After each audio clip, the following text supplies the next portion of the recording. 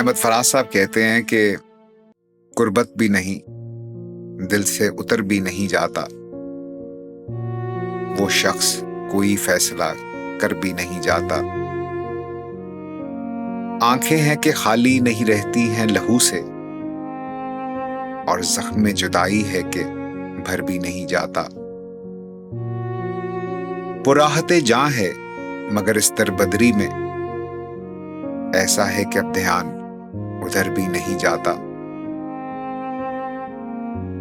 हम दोहरी अजियत के गिरफ्तार मुसाफिर, पाँव भी हैं शल, शौके सफर भी नहीं जाता।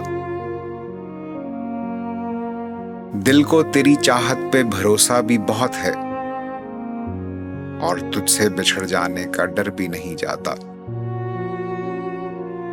पागल हुए जाते हो फराज, उससे मिले क्या, इतनी सी खुशी से कोई मर भी नहीं जाता।